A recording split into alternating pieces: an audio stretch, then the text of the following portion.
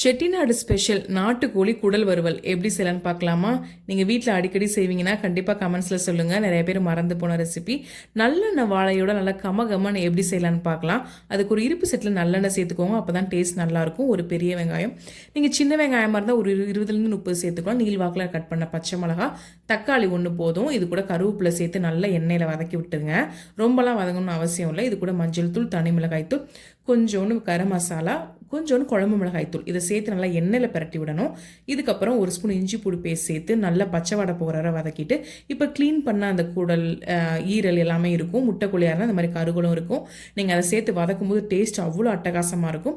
கொஞ்சம் உப்பு சேர்த்து நல்லா மூழ்கிற அளவு தண்ணி ஊற்றி ஒரு 25 நிமிஷம் வேகட்டும். நல்லா அந்த தண்ணிலாம் சுண்டி சூப்பராக கிரேவி மாதிரி நல்லா ரெடி ஆயிரும். நல்லா திறக்கின மாதிரி இருக்கும். கொஞ்சோன்னு கிரேவிக்கே நீங்கள் அவ்வளோ சோறு போட்டு சாப்பிட்லாம்.